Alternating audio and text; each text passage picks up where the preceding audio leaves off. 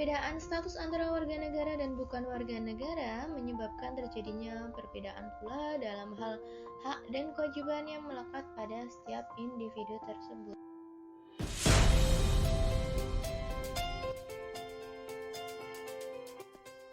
Assalamualaikum warahmatullahi wabarakatuh. Semangat pagi semuanya. Jumpa kembali di channel saya untuk membahas seputar materi PPKN. Ya, kali ini kita akan membahas mengenai ketentuan konstitusional dalam kehidupan berbangsa dan bernegara. Kalau di video sebelumnya itu kita sudah membahas mengenai agama dan pertahanan dan keamanan secara sekilas ya. Kali ini nanti kita akan membahas mengenai warga negara, tapi sebelumnya di sini sudah saya siapkan peta konsepnya secara sederhana supaya kita sambil mengingat kembali materi yang lalu. Di sini ada agama dan kepercayaan. Karena yang kita bahas itu ketentuan konstitusional, maka itu tidak jauh dari Undang-Undang Dasar 1945 sebagai landasan konstitusional. Semoga kalian gak lupa ya kaitannya dengan PADIUD kontes. Pancasila itu landasan ideal, Undang-Undang Dasar 1945 itu sebagai landasan konstitusionalnya. Nah, di sini aturan mengenai agama dan kepercayaan itu diatur ke dalam 3 pasal ya. Ada pasal 28E ayat 1 dan 2, pasal 28I ayat 1 dan pasal 29 ayat 2. Di mana dari masing-masing pasal tersebut ditegaskan bahwa setiap orang bebas memeluk agama dan kepercayaannya masing-masing sesuai dengan hati nuraninya tanpa adanya ancaman ataupun paksaan dari pihak lainnya. Jadi kalau kita bahas mengenai kemerdekaan beragama dan berkepercayaan, itu dikembalikan ke hak pribadi dari masing-masing individu. Tidak bisa kita paksakan supaya orang lain itu harus sama agamanya dengan kita. Ya, itu merupakan bagian dari hak asasi manusia. Yang berikutnya ada sistem pertahanan dan keamanan. Ini diatur di pasal 27 ayat 3 yang membahas mengenai bela negara. Terus juga di pasal 30 ayat 1 sampai dengan 5. Di sini yang lebih ditekankan kaitannya dengan pertahanan dan keamanannya, Sishankam Rata, sistem pertahanan dan keamanan rakyat semesta. Dan itu juga diatur melalui Undang-Undang Republik Indonesia Nomor 3 Tahun 2002 yang membahas mengenai pertahanan negara. Dan di sini juga ditegaskan pula bahwa setiap warga negara berhak dan wajib ikut serta dalam usaha pertahanan negara atau Sishankam Rata. Kemudian ada wilayah Negara Kesatuan Republik Indonesia. Ini diatur di pasal 25A dan pengelolaan mengenai sumber daya alamnya diatur pada pasal 33. Wilayah Negara Kesatuan Republik Indonesia di sini juga mengalami perkembangan ya, batas-batasnya ini melalui Deklarasi Juanda dan Konvensi Hukum Laut PBB atau istilahnya UNCLOS ya. Nanti kita akan membahas lebih lanjut melalui video berikutnya. Jadi setelah video ini insya Allah nanti saya buat lebih rinci lagi kaitannya dengan wilayah Negara Kesatuan Republik Indonesia karena memang isinya itu terlalu banyak ya detailnya. Jadi yang kita bahas terlebih dahulu yang mudah-mudahnya dulu. Harapannya dari yang mudah-mudah itu kalian bisa memahaminya. Karena wilayah ini termasuk salah satu faktor berdirinya negara yang sangat vital ya. Kalau kalian masih ingat, ada 4 syarat berdirinya sebuah negara. Selain wilayah, itu masih ada rakyat, pemerintahan yang berdaulat, kemudian juga ada pengakuan dari negara lainnya.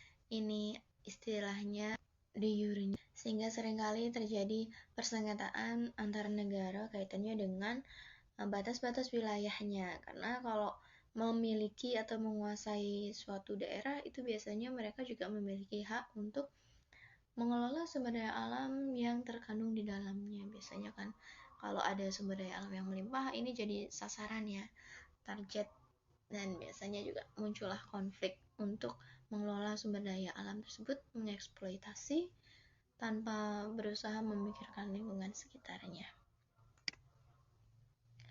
Lalu yang terakhir di sini ada warga negara dan penduduk. Ini yang akan kita bahas ya lebih detail.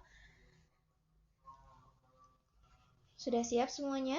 Disiapkan alat tulisnya, buku catatannya. Kalau ada yang penting bisa kalian tulis. Nanti kalau ada pertanyaan bisa kalian tanyakan di kolom komentar di bawah ini ya. Ini dasarnya berdasarkan undang-undang, diatur di Undang-Undang Republik Indonesia Nomor 12 Tahun 2006 tentang Kewarganegaraan. Sedangkan untuk undang-undang dasarnya ini diatur di pasal 26. Ini juga sama penjelasannya ya. Bisa dicek di video kategori hak dan kewajiban warga negara. Di situ sudah dijelaskan lebih rinci. Kaitannya dengan pasal 26, diingat saja konsepnya. Kalau pasal 26 itu terdiri dari 3 ayat. Ayat pertama yang dibahas di sini mengenai warga negara, ayat keduanya penduduk, dan ayat ketiganya yang dibahas mengenai warga negara dan penduduk yang diatur melalui undang-undang. Jadi yang ayat ketiganya atau ayat terakhirnya di sini menjelaskan lebih rinci bahwasannya warga negara dan penduduk diatur di undang-undang ya. Warga negara di sini diartikan sebagai orang-orang bangsa Indonesia asli dan orang-orang bangsa lain yang disahkan dengan undang-undang sebagai warga negara. Jadi bukan hanya keturunan dari warga negara Indonesia asli saja, tapi juga mereka yang merupakan keturunan dari bangsa lainnya, tapi disahkan dengan undang-undang sebagai warga negara. Bisa juga yang dimaksud merupakan orang yang bertempat tinggal di Indonesia, selain tadi yang sudah jelas-jelas keturunan dari warga negara Indonesia ya. Mereka juga yang bertempat tinggal di Indonesia, mengakui Indonesia sebagai tanah airnya, bersikap setia kepada negara Republik Indonesia, dan itu juga disahkan pula berdasarkan undang-undang. Jadi secara hukum mereka memiliki kedudukan yang diresmikan dan dianggap sebagai bagian dari suatu negara atau anggota dari suatu negara. Sedangkan penduduk ini merupakan warga negara Indonesia dan orang asing yang bertempat tinggal di Indonesia. Jadi tujuannya mereka untuk tinggal, untuk menetap ya, bukan hanya untuk berkunjung seperti turis-turis asing ya.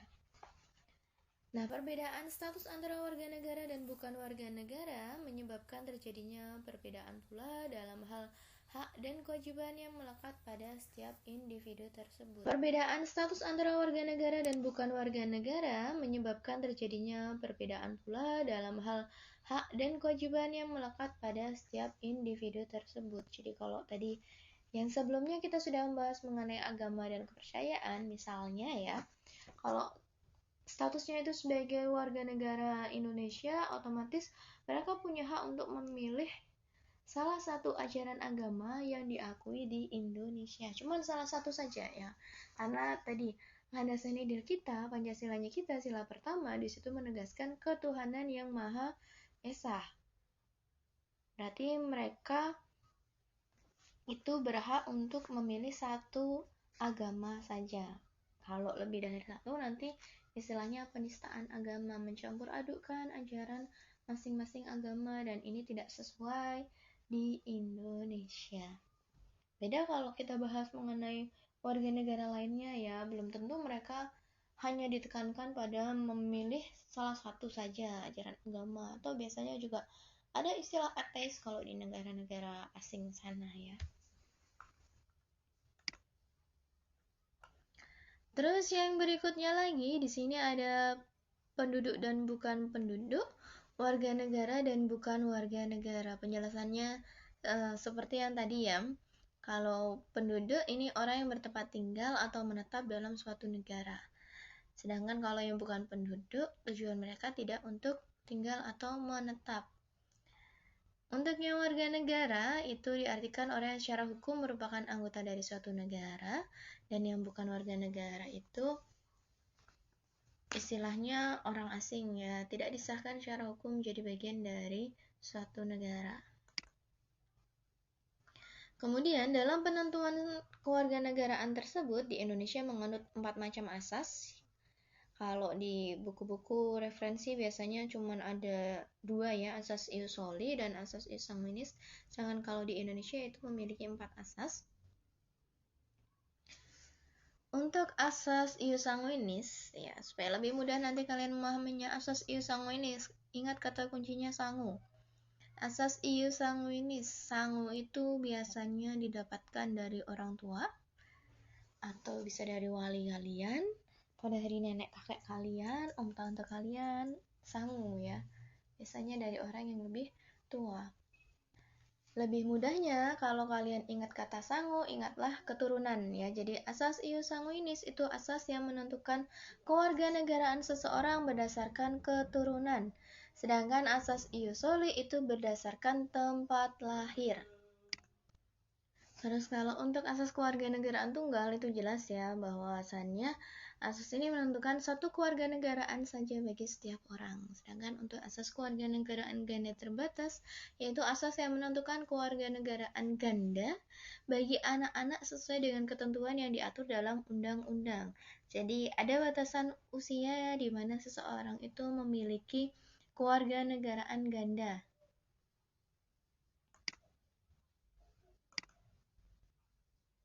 Kemudian untuk problem kewarganegaraannya ada dua problem, yakni apatrid dan bipatrid. Kalau apatrid apa? Ya, tidak memiliki kewarganegaraan.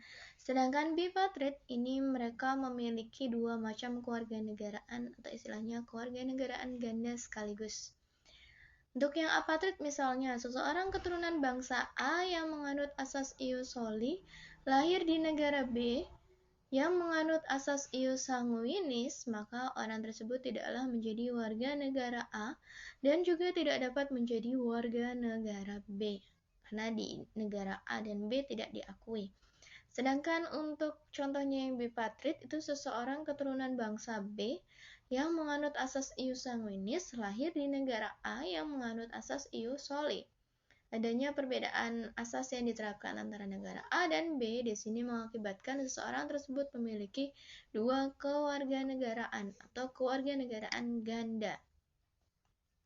Kemudian terdapat dua sel-sel dalam menentukan status kewarganegaraan seseorang, yaitu sel-sel aktif dan sel-sel pasif. Kalau aktif itu tindakan hukum tertentu secara aktif untuk menjadi bagian dari suatu negara. Istilahnya nanti kategori ini naturalisasi biasa, sehingga mereka punya hak untuk memilih ya, hak opsi. Sedangkan sel-sel pasif, seseorang dengan sendirinya dianggap menjadi warga negara tanpa melakukan